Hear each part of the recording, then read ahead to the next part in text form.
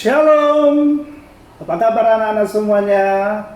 Bertemu kembali dengan Pak Yevita Duru. Ya, anak-anak pasti ada yang sudah mengenal Pak Yevita. Nah, hari ini Pak Yevita akan menyampaikan materi pelajaran pendidikan agama Kristen dan budi pekerti khususnya untuk kelas 6. Buku yang akan kita pakai adalah buku paket yang diterbitkan oleh Kementerian Pendidikan dan Kebudayaan Republik Indonesia tahun 2008. Bukunya seperti ini yang akan kita pakai. Nah, pada saat ini kita akan belajar pelajaran 12 dengan judul Melayani dalam Keluarga. Sekali lagi, pelajaran 12 dengan tema atau judulnya adalah Melayani dalam Keluarga. Nah, sebagai bacaan Alkitab diambil dari Kejadian pasal 13 ayat 1 sampai ayatnya yang ke-10 dan Mazmur pasal 133 ayat 1. Ya. Jadi, anak-anak, hari ini kita akan belajar pelajaran 12 dengan judul Melayani dalam Keluarga. Baik, sebelum kita memulai pelajaran, kita akan membiasakan, kita akan berdoa terlebih dahulu. Anak-anak yang di rumah bisa ikut Pak Yevita berdoa. Anak-anak tutup mata, tundukkan kepala, lipat tangan, kita berdoa. Berdoa dimulai. Tuhan Yesus yang baik, terima kasih pada kesempatan ini. Tuhan memberi kami waktu yang terbaik untuk belajar pendidikan agama Kristen, khususnya untuk kelas 6 SD. Tuhan, beri kami hikmat supaya anak-anakmu boleh mengerti pelajaran ini. Dengan bantuan dan pimpinan Roh Kudus, pelajaran ini boleh disampaikan dan boleh diterima anak-anak yang di rumah dengan baik. Dalam nama Yesus kami berdoa. Amin. Nah, oke, sekarang kita akan menyanyikan satu pujian yang lama dengan judul Melayani lebih sungguh. Tentu anak-anak sudah tahu lagu ini ya. Anak-anak yang di rumah ikut bernyanyi ya. Bernyanyi ya, jangan hanya dilihat aja ya. Ya, Pak Yevita bukan artis penyanyi ya. Pak Yevita mengajak anak-anak bernyanyi bersama walaupun di rumah. Ya, siap bernyanyi ya. Oke, kita bernyanyi. Melayani lebih sungguh,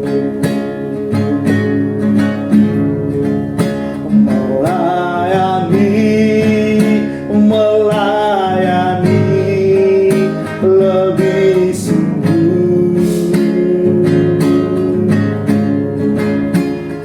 Tuhan lebih dulu melayani kepadaku, melayani lebih sungguh. Sekali lagi ya, melayani lebih sungguh.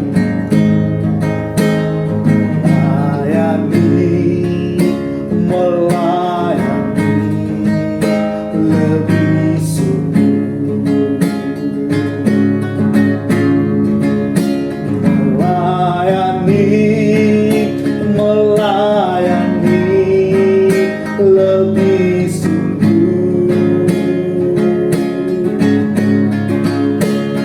Tuhan lebih dulu melayani kepadaku,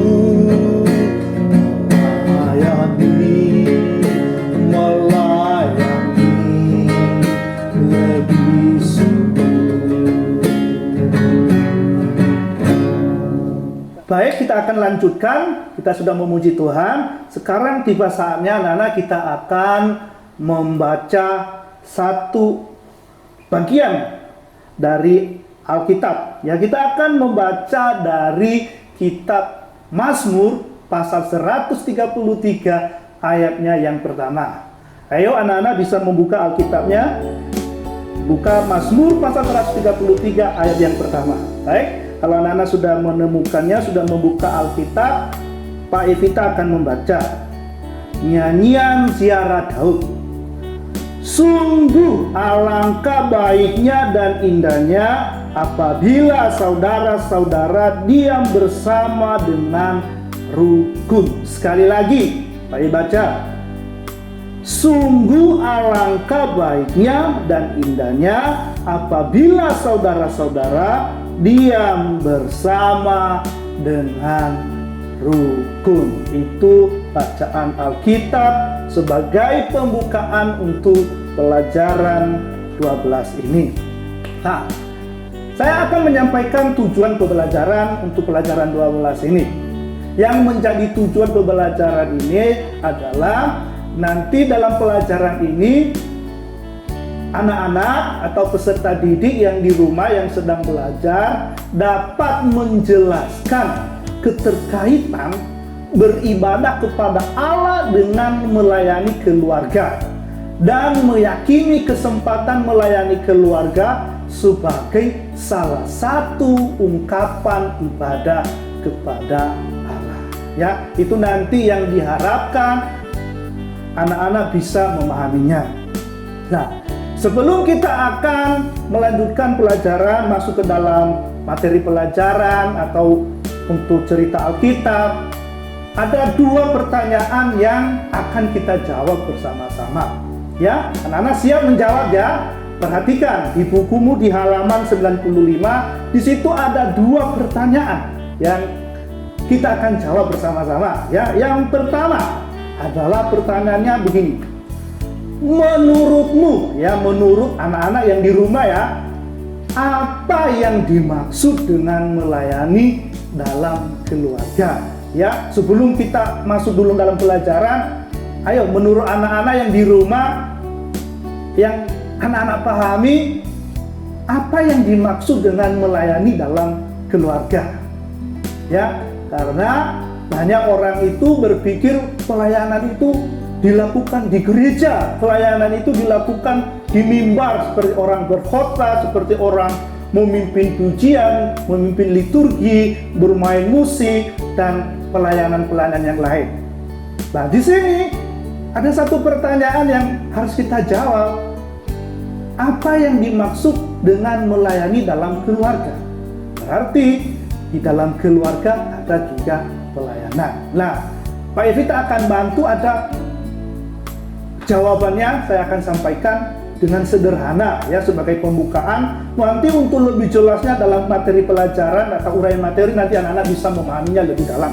Nah, gampangannya begini adalah apa yang dimaksud dengan melayani dalam keluarga adalah melayani dalam keluarga adalah bentuk, ya sekali lagi, bentuk ungkapan syukur kepada Tuhan, kepada Allah atas keselamatan yang sudah kita terima. Ya, karena setiap kita yang sudah percaya kepada Yesus, Tuhan mengaruniakan keselamatan bagi kita. Diberikan secara cuma-cuma. Kita sudah menerimanya. Nah, karena itu anak-anak, kita itu juga wajib mengucap syukur. Caranya apa? Melayani di dalam keluarga. Anak-anak bisa memahaminya ya, seperti itu. Itu yang pertama. Dan anak-anak nanti boleh menjawabnya. Dua pertanyaan ini bisa ditulis sendiri, atau anak-anak punya jawaban sendiri, silakan ditulis sendiri dan diserahkan kepada gurunya masing-masing di sekolah. Nah, pertanyaan yang kedua, siapa saja yang dimaksud dengan keluarga yang harus dilayani? Nah, siapa saja? Ya, nah, tentu anak-anak dalam keluarga itu ada bermacam-macam. Ada namanya keluarga inti, ada keluarga besar. Kalau keluarga inti itu tentunya terdiri dari ayah, ibu, dan anak-anak. Anak-anak itu bisa kakak dan bisa adik dan kamu sendiri. Itu keluarga inti. dan ada keluarga besar. Kalau keluarga besar itu sudah pasti di dalamnya ada keluarga inti, ditambah ada kakek, ada nenek, ada paman, ada tante, ada bibi, dan lain sebagainya. Itu namanya keluarga besar. Lah, jadi siapa saja yang kita layani dalam keluarga? Tentu yang termasuk dalam keluarga inti dan keluarga besar. Itu yang kita layani di dalam keluarga. Semuanya, ya, orang tua, saudara, om, tante, kakek, dan nenek, itu yang menjadi tempat kita melayani atau yang harus kita layani. Nah, sekarang anak-anak kita akan masuk dalam bagian B, mendalami cerita Alkitab. Ya, anak-anak nanti bisa membacanya. Simaklah cerita berikut ini. Lah, sebelum saya menyampaikannya, cerita Alkitab ini di dalam buku yang anak-anak punya, itu ada satu tokoh Alkitab yang diceritakan namanya Abraham. Lah, sebelum kita masuk, saya perlu memberi penjelasan. Kenapa di buku itu diberikan nama Abraham?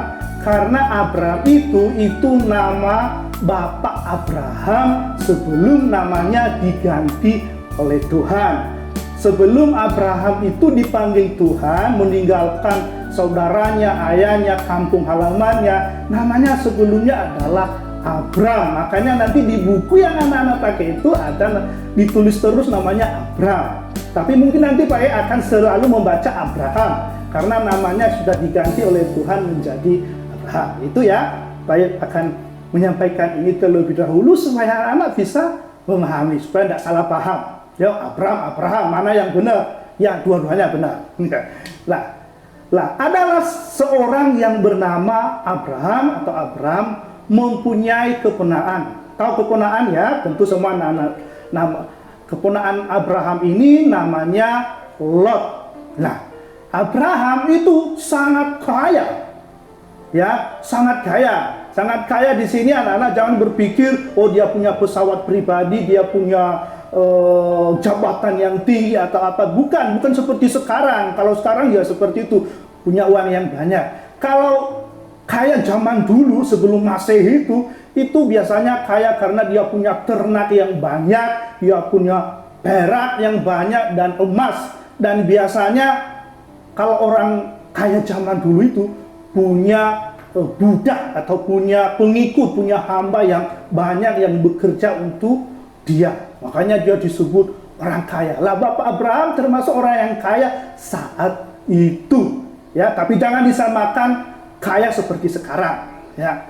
Lah, Lot itu keponanya Abraham ikut tinggal bersama dengan Bapak Abraham. Tadi saya sudah singgung, Pak kita sudah menyinggung bahwa dulu Abraham itu tinggal di salah satu daerah bersama dengan keluarganya. Lalu Tuhan memanggilnya untuk keluar dari daerah itu, dipanggil Tuhan dengan satu tujuan yang ilahi. Ada satu visi untuk menjadi bapa segala bangsa. Dipanggil oleh Tuhan untuk pergi meninggalkan saudaranya. Lah, waktu Bapak Abraham meninggalkan itu, ponanya itu ikut bersama dengan Bapak Abraham. Nah, ia juga mempunyai domba dan lembu sendiri. Jadi ponaannya ini punya domba sendiri dan punya lembu sendiri. Nah, suatu ketika Abraham itu bermasalah dengan Lot. Ya, negeri tempat mereka tinggal menjadi sempit. Karena apa? Harta milik mereka amat banyak karena Tuhan memberkati mereka. Jadi harta mereka, domba mereka itu tambah banyak. Sehingga para gembalanya Bapak Abraham dan gembala ponaannya ini Lot ini bertengkar. Ceritanya seperti ini, seperti itu ya. Jadi gembala-gembala yang mengembalakan dombanya Bapak Abraham dengan Lot ini bertengkar. Kenapa bertengkar? Ya, karena mereka memperebutkan lahan rumput untuk makanan ternak mereka masing-masing. Mereka memperebutkan. Tapi yang bertengkar bukan Abraham dan Lotnya, tapi gembala-gembala mereka, orang-orang yang bekerja kepada mereka berdua. Ya. Lah, Jadi Abraham ini menyayangi Lot. Bapak Abraham ini menyayangi Lot karena ini adalah keluarganya. Walaupun bukan keluarga ini, tapi ini ponakannya, keluarganya. Sehingga tidak menginginkan adanya pertengkaran. Ya, tidak menginginkan pertengkaran yang lebih besar lagi antara Abraham dan Lot dan ponakannya, ya, dan gembala-gembala mereka. Abraham itu sadar bahwa mereka adalah keluarga, dan sebagai keluarga sudah seharusnya mereka hidup dengan rukun. Nah, Bapak Abraham berkata kepada Lot, dia berkata begini. Dia berkata kepada Lot, "Janganlah kiranya ada pertengkaran antara aku dan engkau." Ya, ini Bapak Abraham ya. Dia berkata kepada Lot, "Janganlah kiranya ada pertengkaran antara aku dan engkau, serta antara gembalaku dan para gembalamu, sebab kita ini kerabat, sebab kita ini keluarga." Itu kata Bapak Abraham kepada Lot. Nah, Abraham mengalah dan membiarkan Lot memilih lebih dahulu bagian tanah untuk tempat memberi makan ternaknya. Lot pun memilih tanah yang subur, sementara Bapak Abraham mendapatkan sisanya, yaitu tanah yang kurang subur. Abraham tidak marah, tidak kecewa atau bersungut-sungut dan mengeluh walau mendapat tanah yang kurang subur. Abraham tahu bahwa persaudaraan jauh lebih penting daripada tanah dan harta benda. Ya, jadi Bapak Abraham memberi kesempatan kepada ponakannya Lot. Dia mengalah, silakan engkau pilih lebih dahulu tanah mana yang engkau pilih. Ternyata Lot itu pintar, dia pilih yang subur. Akhirnya karena Bapak Abraham dia adalah sebagai bapak, orang tua, dia mengalah kepada ponakannya. Dia mengalah. Nah, sekarang kita akan masuk ke bagian berikutnya, bagian C, memahami makna melayani keluarga. Nah, untuk memahami makna melayani keluarga, kita akan menjawab 3 pertanyaan lagi. Ya, ada 3 pertanyaan. Anak-anak boleh menuliskan jawaban yang Pak Yevita akan sampaikan, atau anak-anak nanti juga punya jawaban sendiri, silakan dicatat di bukunya, ya. Oke. Pertama, apakah bentuk pelayanan yang dilakukan oleh Abraham pada Lot keponakannya? Bentuk pelayanan yang dilakukan Abraham. Nah, bentuk pelayanan yang dilakukan Bapak Abraham adalah pastinya dia tadi mengalah. Itu bentuk pelayanan, ya. Jangan dipikir anak-anak bahwa pelayanan itu seperti tadi sudah saya sampaikan melayani gereja. Tidak. Ketika mengalah kepada saudara dalam keluarga, itu sudah pelayanan. Itu yang dilakukan Abraham, bentuk pelayanannya kepada ponakannya. Kemudian dia mendamaikan. Abraham tidak mau kalau gembala-gembalanya dan gembalanya Lot itu bertengkar, berkelahi karena memperebutkan lahan rumput. Dia tidak mau. Akhirnya dia mendamaikan itu. Itu pelayanan. Membawa damai. Tidak mau ada pertengkaran. Lalu apa pelayanan yang dilakukan Abraham kepada Lot? Yang berikutnya adalah mengutamakan keluarga yang lain. Jadi dari cerita Alkitab tadi itu diceritakan bahwa Abraham itu mengutamakan keluarga yang lain daripada dirinya sendiri. Ayo anak-anak coba dipikir ya, kalau misalnya anak-anak ada anak-anak atau keluargamu, ada orang yang mengikut kamu dalam keluarga, mengikut kamu. Terus ada pertengkaran seperti yang terjadi antara Abraham dan Lot. Kira-kira yang harus pergi dari situ siapa sebenarnya? Yang punya tempat itu apa yang mengikut kamu? Harusnya sebenarnya kalau secara logika, yang harus pergi, yang harus mendapatkan tanah yang tidak subur itu harusnya Lot. Harusnya Abraham memilih, saya tetap di sini, di tanah yang subur ini. Kenapa? Karena Lot itu hanya mengikut kepada Abraham, seharusnya seperti itu. Tapi karena Bapak Abraham ini orangnya suka mengalah, tidak suka pertengkaran, dia lebih mengutamakan keluarga, mengutamakan orang lain, akhirnya dia memberi kesempatan kepada Lot untuk memilih. Jadi pelayanan yang diberikan oleh Pak Abraham kepada Lot adalah dia itu mengutamakan keluarga daripada dirinya sendiri. Kenapa Bapak Abraham seperti itu? Karena dia menyadari bahwa kalau kita melakukan pelayanan yang baik kepada orang lain, itu pasti Tuhan akan menyertai kita. Walaupun Abraham mendapat tanah yang tidak subur, tapi dia percaya, dia meyakini Tuhan bisa memberkatinya. Amin anak-anak ya. Oke, itu yang pertama. Pertanyaan yang kedua, mengapa kita harus melayani keluarga? Ini pertanyaan ya. Ditanyakan kepada kita, kepada anak-anak yang di rumah, mengapa kita harus melayani keluarga? Mengapa harus melayani adik saya? Mengapa harus saya melayani kakak saya? Bukannya harusnya kakak melayani adik-adiknya? Kan begitu kan? Nah, jawabannya begini. Ya, kenapa kita harus melayani keluarga? Karena Tuhan menghendaki kita itu berperan dalam melayani keluarga. Ingat ya, ini yang pertama bahwa itu kehendak Tuhan. Tuhan itu menghendaki setiap kita melayani, punya peranan dalam pelayanan di dalam keluarga. Kemudian alasan yang kedua, mengapa kita harus melayani dalam keluarga? Karena Tuhan Yesus itu sudah terlebih dahulu melayani kepada kita. Tuhan itu datang ke dunia dalam diri Yesus. Dia yang lebih dahulu melayani kita, diberi contoh. Kalau Tuhan sudah melayani kita, terus masa kita juga tidak mau melayani? Kan gitu ya. Nah, jadi anak-anak itu alasannya.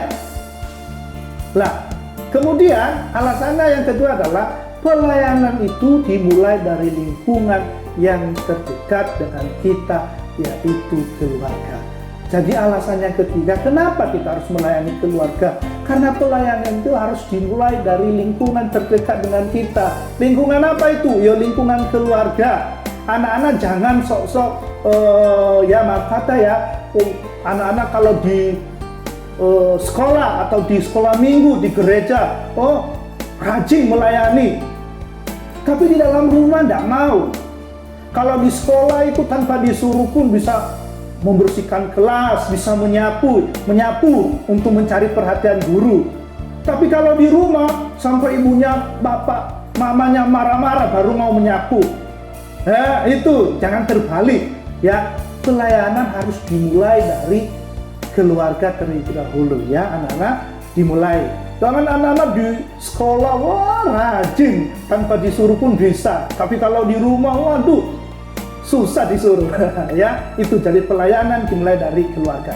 Yang ketiga, seandainya kisah di atas ya, maksudnya kisah di atas itu kisahnya Bapak Abraham dan Lot ya, itu terjadi dalam kehidupan kamu, dalam kehidupan kita, apa yang akan kamu lakukan jika kamu menjadi Bapak Abraham, dan apa yang kamu lakukan jika kamu menjadi Lot? Jadi dua ya, banyak. Misalnya terjadi hal seperti itu, kalau kamu jadi Abraham, apa yang kamu lakukan? Kalau kamu jadi Lot, apa yang kamu lakukan? Saya bisa tebak jawabannya. Pasti kalau kamu jadi Abraham, ya pasti melakukan seperti Abraham. Kenapa? Karena barusan belajar. Ya, pasti. Ya, itulah kalau kita sudah belajar. Ya, Pak Evita juga begitu, karena sudah belajar firman, sudah belajar cerita ini. Kalau terjadi dalam hidup saya seperti itu, saya pasti melakukan seperti yang dilakukan Bapak Abraham, mengalah, sabar. Ya, anak-anak juga bisa seperti itu. Oke, nah kita akan lanjutkan. Kita akan masuk dalam pendalaman materi pelajaran melayani keluarga. Ya, ini inti pelajaran kita. Nah, setiap orang Kristen itu punya tanggung jawab untuk melayani dalam keluarga. Sudah saya sampaikan tadi. Keluarga adalah persekutuan hidup antara ayah, ibu, dan anak-anak.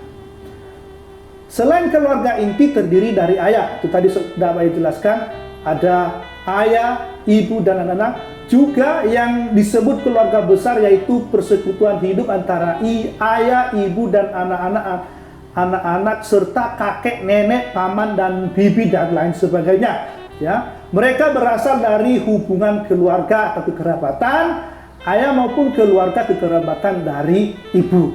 Ya, itu sudah jelas seperti itu. Nah, tapi kalau kita dilahirkan dalam keluarga, ya, dalam keluarga kita, dan hal itu bukanlah suatu kebetulan, ya.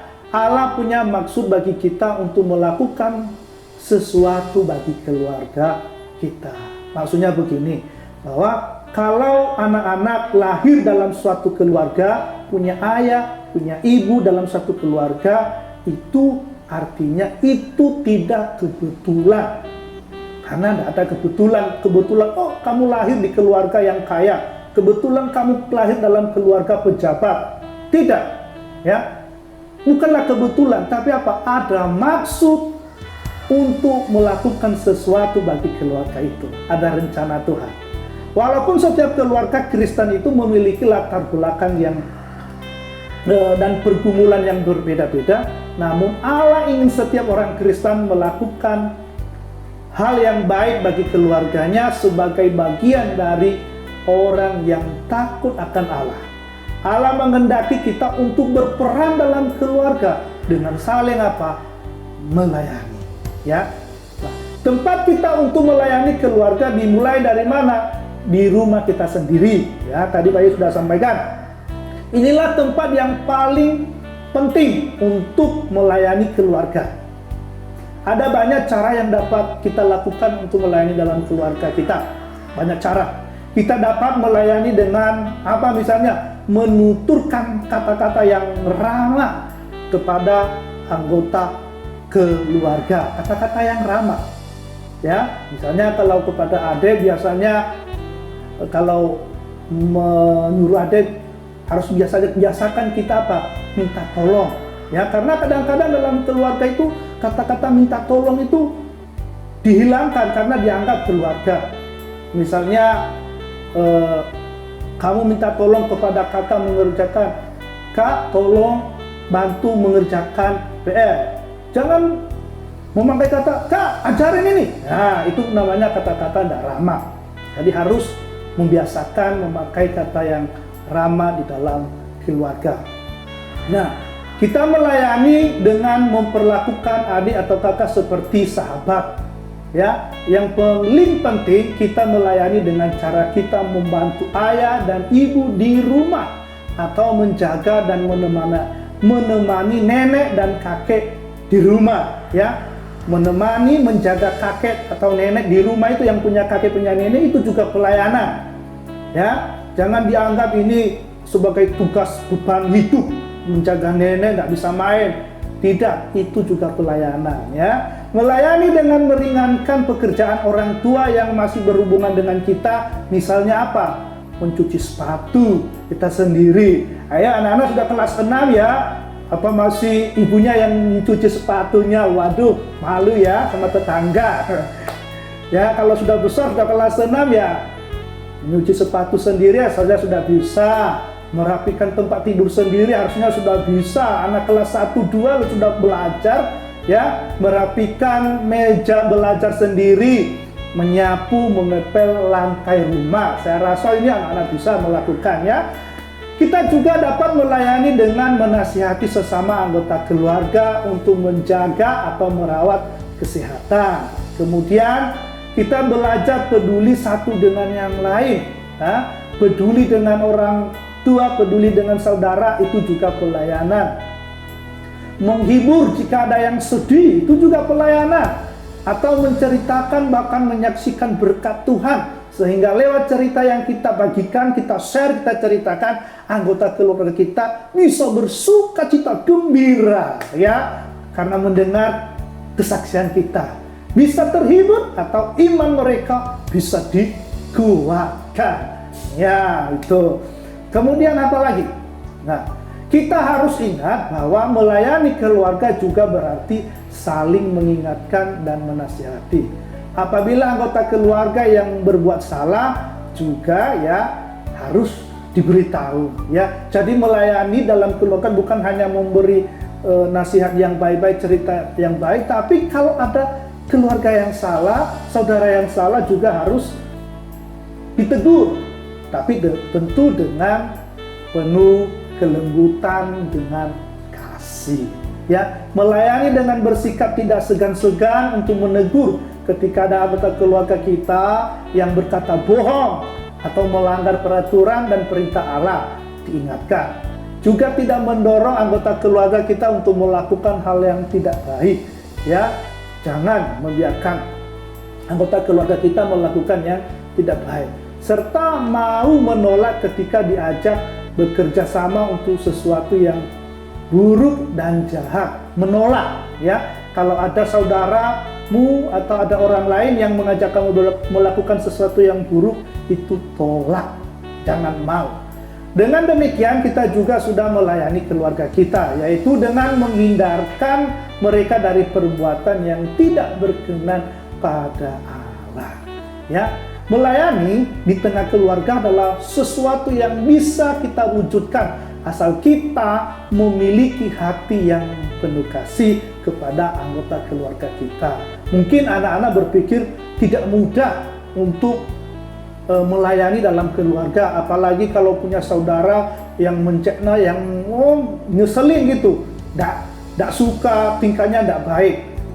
Saya tidak mau melayani dia, saya tidak mau mengasihi dia, saya tidak mau membantu dia karena dia tidak baik. Nah, di sini anak-anak kita belajar, kalau ada di dalam hati kita penuh dengan kasih, ada kasih Kristus di dalam hati kita, maka percaya anak-anak pasti bisa. Ya, pasti bisa. Saya sangat yakin dan sangat percaya karena saya juga punya pengalaman seperti itu. Tapi kalau anak-anak meminta kuasa Tuhan, kuasa Roh Kudus, meminta kasih Tuhan itu memenuhi hatimu, kamu pasti bisa melayani anggota keluargamu. Walaupun itu sekalipun sulit, tapi kalau kita mau bersama Tuhan pasti bisa ya. Melayani keluarga bisa terjadi bila kita mau selalu mengutamakan kepentingan anggota keluarga yang lain dibanding kepentingan kita sendiri ya. Selalu mengutamakan kepentingan keluarga, jangan diri sendiri terus yang dilayani. Memang dilayani itu paling enak ya, dilayani, tapi melayani itu memang sesuatu yang tidak mudah, butuh proses, butuh belajar ya gitu. Seperti Bapak Abraham lebih mengutamakan Lot dibandingkan keinginannya dirinya sendiri. Memang tidak mudah, tapi ketika ada rasa kasih atau mau saling melayani, maka hal ini bisa kita lakukan sehingga tidak akan muncul pertengkaran di dalam keluarga. Kita bisa hidup rukun seperti yang katakan oleh pemazmur yang barusan kita baca tadi dalam Mazmur pasal 133 ayat 1 ya. Sikap mengalah dan berkorban yang ditunjukkan oleh Bapak Abraham adalah salah satu contoh bentuk sikap melayani yang patut kita teladani ya. Sifat egois juga ya, yang memaksakan keinginan sendiri dalam keluarga dan tidak mau memenuhi keinginan anggota keluarga yang lain bukanlah ciri yang melayani yang dikehendaki Tuhan. Apalagi kalau kita mau selalu menjadi yang lebih utama dan tidak mempedulikan orang lain ya. Melayani yang diajarkan oleh Tuhan Yesus adalah melayani yang tidak demikian ya. Sama seperti Tuhan Yesus yang mau berkorban dalam melayani manusia, ada pengorbanan. Maka setiap anak Tuhan juga diajak, dihimbau untuk belajar berkorban bagi orang lain, karena Tuhan Yesus sudah memberi contoh, sudah memberi teladan. Layanilah keluarga kita dengan mau berkorban. Demi apa? Kebaikan mereka, demi kebaikan kita bersama. Mau mengalah, mau mengampuni, sehingga peduli dan mau selalu mengasihi serta menolong setiap anggota keluarga kita. Nah, dengan demikian kita bisa menjadi keluarga yang selalu rukun dan damai. Seperti yang kita sudah baca atau yang dicatat di dalam Mazmur 133 ayat 1, Sungguh alangkah indahnya apabila saudara-saudara diam bersama dengan rukun. Sekali lagi, sungguh alangkah indahnya apabila saudara diam bersama dengan rukun. Perhatikan kalimat ini bahwa diam bersama itu gampang. Hidup bersama-sama dalam satu rumah, diam bersama-sama. Tapi kalau tidak disertai dengan rukun, itu juga sama saja bohong. Jadi diam bersama itu baru indah kalau disertai dengan rukun. Nah, kita akan melanjutkan, kita akan melihat bagian menghayati makna melayani keluarga. Nah, untuk menghayati makna melayani keluarga, kita akan memberikan jawaban atau ada 3 tugas yang harus kita kerjakan.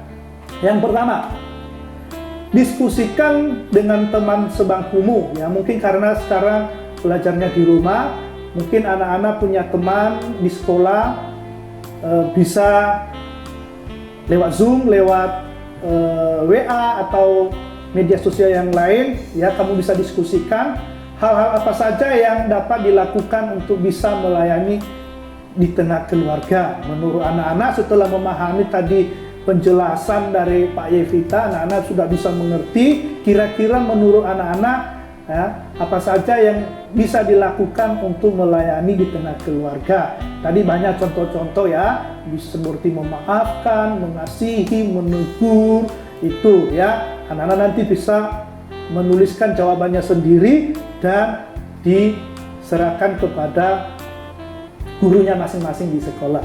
Kemudian yang kedua, ya, buatlah puisi atau karangan tentang keluarga yang saling mengasihi. Ya, membuat satu puisi atau karangan tentang keluarga. Ya, nanti anak-anak bisa membuatkan itu, ditulis ya. Nanti anak-anak bisa melihat contoh di sebelah ya. Anak-anak bisa melihat di sebelah kanan saya ada satu contoh puisi yang saya akan sampaikan. Misalnya saya bacakan ya. Nah, judulnya ini karangan saya sendiri, Keluarga Saling Melayani. Keluarga bahagia didasarkan pada kasih Kristus. Ada kasih mesra dan kehangatan, mengasihi tanpa batas. Keluarga Kristus mengutamakan pelayanan sesama. Ada sukacita, ada pengampunan, ada kepedulian, dan melayani keluarga seperti untuk Tuhan. Ya, itu contohnya seperti itu. Anak-anak nanti bisa membuatkan. Kemudian yang ketiga, buatlah sebuah karya kreatif yang melukiskan atau menggambarkan pohon keluarga. Tulislah nama setiap anggota keluargamu, bila perlu disertai dengan foto. Di bawah setiap nama atau foto anggota keluargamu, tuliskan satu cara atau tekad kamu untuk melayani setiap anggota keluargamu tersebut. Jadi nanti mengerjakan ini, nanti ada contoh di sebelah yang saya buatkan, ini keluarga inti. Nanti anak-anak boleh membuatnya pohon keluarga ini dalam bentuk keluarga inti atau keluarga besar, silakan bebas.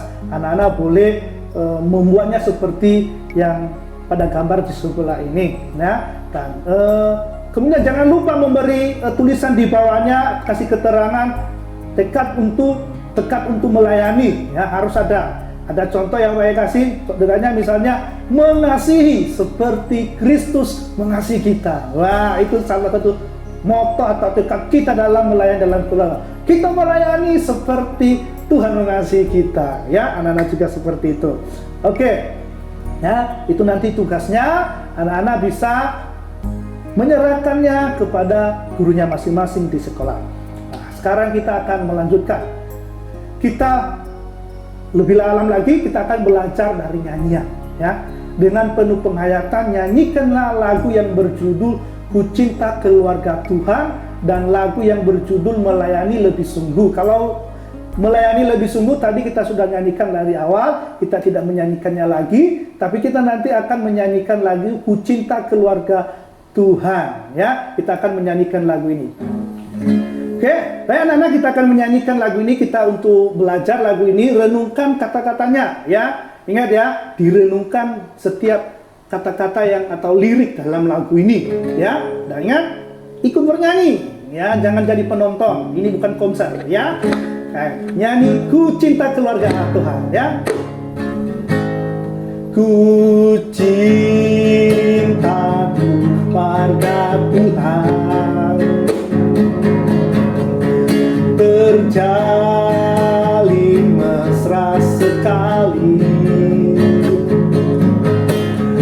semua saling mengasihi, betapa senangku menjadi keluarganya Tuhan. Ayo sekali lagi ya. Ku cinta keluarga Tuhan, terjalin mesra sekali, semua saling mengasihi, betapa senang ku menjadi keluarganya Tuhan, keluarganya Tuhan. Baik, anak-anak sudah menyanyikan lagu ini, kita sudah nyanyikan bersama. Pesannya apa? Bahwa di dalam keluarga itu harus tercipta kasih mesra ya di dalam keluarga. Nah, sebagai penutup kita akan melihat rangkuman atau inti daripada pelajaran hari ini.